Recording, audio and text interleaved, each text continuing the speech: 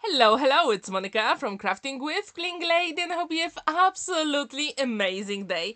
In today's video, I'm going to show you how to create a 3D pop-up star card, which folds flat and fits inside the envelope. So if you want to know how to create it, this video is for you. I'm going to use Here Comes Santa, beautiful collection designed by Paula Machado, and you can find it on a relatively thoughtful website. And I left the link to this collection if you want to get it. I think it is slightly different than all the other Christmas collections we know. It is stunning and perfect for so many different projects, including home decor. As you can see, it has some elements to fussy cut, amazing backgrounds, and also like washi tape panels, and this is so cool. Now I've got Kraft card and I'm going to cut the squares. We need 6 of them and we need 15 by 15 centimeters. And this is crucial because this way our card will fit in 6 by 6 inches envelope. Now we're going to score all our panels. First it is 3.5 centimeters, 7 centimeters, 10.5 centimeters, and the last one is 14 centimeters. And this way we're going to create a cuboid, and we're going to need 6 of them to create our star. To be honest, this card is super quick to make, so don't worry if you feel overwhelmed at this point. Trust me, it is worth the effort and you'll be absolutely amazed at the result. Now I've got my scoring board, which is perfect for this card, and now you can see how to score it. So 3.5, 7, 10.5 and 14 centimeters. Now it is time to fold all those score lines and burnish them. And as I said before, we need 6 of those panels to make our card amazing. And as I said before, yes, you can use Kraft card because it is pretty thick card. However, if you want to use this collection, you can print it on any paper you want. Now it is time to score all the lines on all the panels, and I'm going to show you how to adhere them together. It is super simple and you have to do it with all those 6 panels. And to do it, I'm using my one and only liquid glue, magic glue, because it is perfect bookbinding glue for all paper craft projects. So I encourage you to use liquid glue for this project because you do have time to maneuver your elements if you made a mistake. So I'm going to show you 3 panels, how to put them together, and then later on you will see all the other ones ready for the next step. So far, simple, right? Trust me, this card is amazingly easy to create, so I encourage you to have a look at your stash and create something along with me. To add a little bit more definition to the card, I'm going to use Distress Oxide Ink in Walnut stain. And if you're interested in any of the products I use in today's video, you can check the description down below because I also left some affiliate links to Amazon or Craftstash. And if you use those links at no extra cost to you, I really get a small commission, and that supports my channel, so thank you so much. So as you can see, I'm distressing only 3 edges on each cuboid, and when these are ready, then we have to decide how to decorate the sides. And I use those 2 design papers, and I'm going to cut them to 3 centimeters by 14.5 centimeters, and we need 2 panels for each cuboid. So I'm going to create 6 panels from each design paper. Now you can see them side by side, and it is time to add a little bit more definition. I really want this card to be slightly vintage style. That's why I'm going to distress the edges with my scissors, and I encourage you to do that as well. And later on I'm going to add a different Distress Oxide Ink on the edges because I really want this card to look, let's say, retro style. If you like this technique, please let me know in the comments down below. I also want the have you ever created dimensional Christmas cards? If you haven't, maybe today is the day, and I really encourage you to try this card. It is super simple to create and I absolutely loved how to do it. Now all the panels are ready and I'm going to use Distress Oxide Ink in tea dye and my ink blending tool to apply the color. super simple. You don't have to do it with your card, you can just create those panels and adhere them straight away. However, if you know me, I absolutely love distressing all the edges. I think it really adds that more interest to the project. So if you agree, please let me know in the comments down below. I also wanted to thank you all the subscribers on my channel. My goal for this year was to reach 500 and I'm pretty close to that number. So if you haven't subscribed yet, maybe today is the day. And every single subscriber is like a little dance for me. So please consider it if you like this video.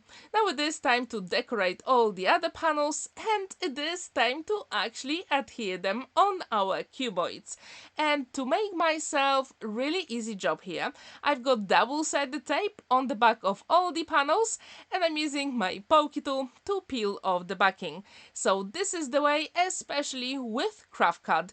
And don't forget that liquid glue is your best friend whenever it comes to Kraft card, because dry adhesive dries even more in time, and this way all the elements will be adhered forever. And that's exactly what we want for our handmade projects, right? So now it is time for those stripes here. I really like this color palette in this collection. If you like it as well, please let me know, because usually we've got very bright red and green colors, the traditional colors for Christmas, and this is just so amazing. When I saw this collection, I thought, yes, I need to create some projects straight away, and this is my very first one. So if you like this collection, don't forget that I left the link in the description down below. Also, in the description down below, I left the link to Relatively Thoughtful website, Instagram, blog and YouTube channel, so yes, you can check them out as well. And we also have Facebook group called RT Create, Make and Share. So if you have any of the Relatively Thoughtful collections, you can share your amazing projects there. And trust me, this group is so friendly. So if you want to join, the link is in the description down below. Now it is time to put all the panels together. And as you can see, I'm folding them flat. And this is the easiest way to put them together. A little bit of liquid glue and then put them flat on your surface. Super quick and easy. As you can see, we're trying to shape our star and so far it's going pretty well, right?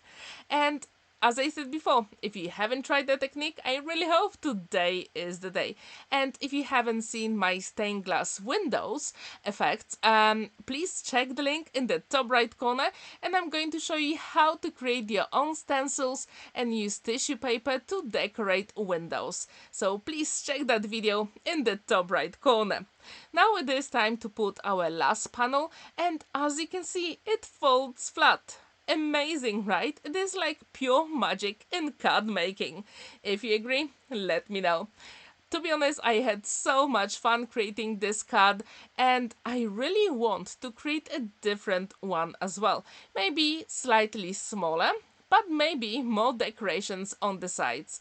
What do you think about all those panels so far? Do you like them?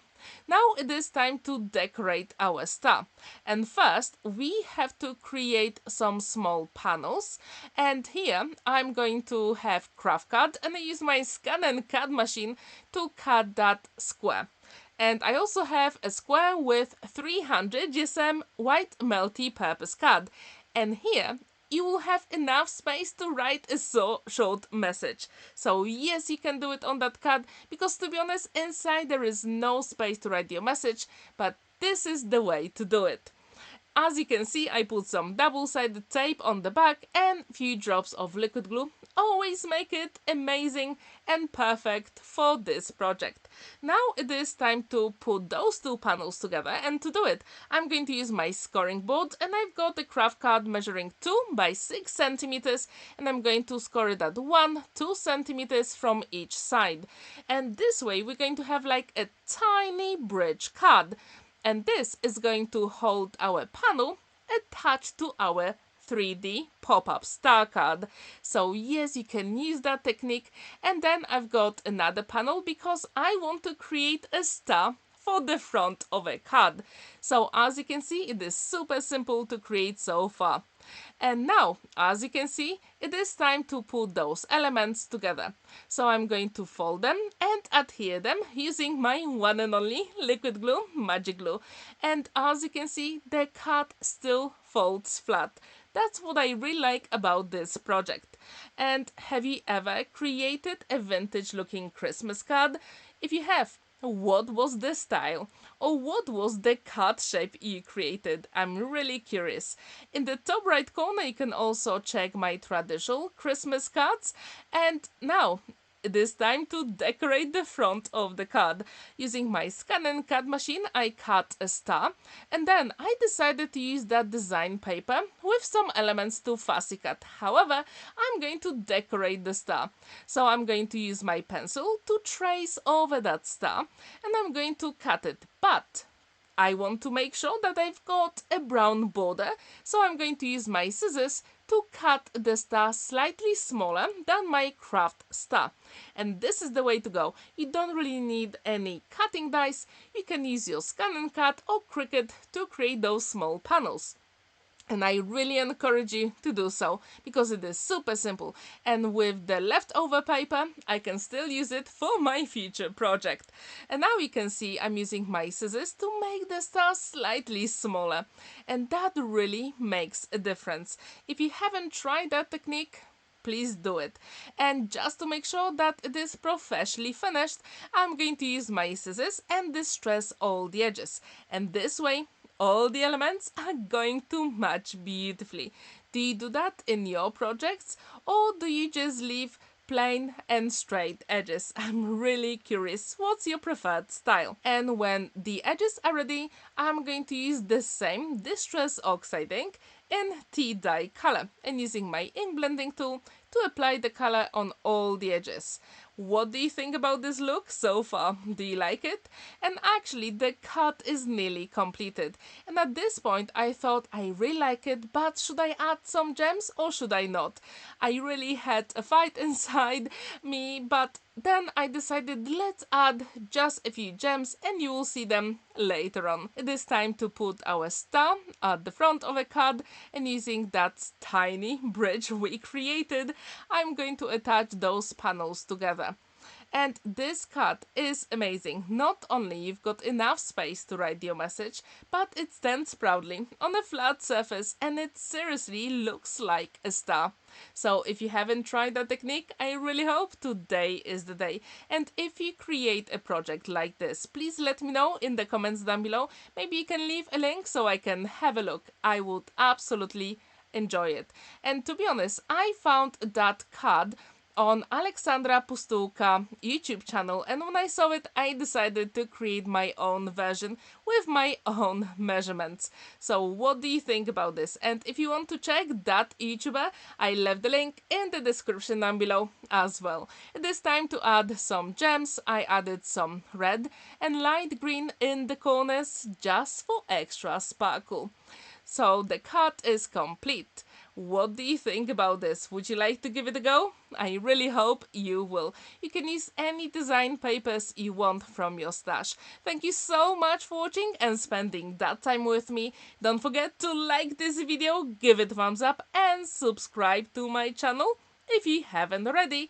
And don't forget that on Mondays I've got personalized projects. Have a wonderful day and see you in my next video. Bye!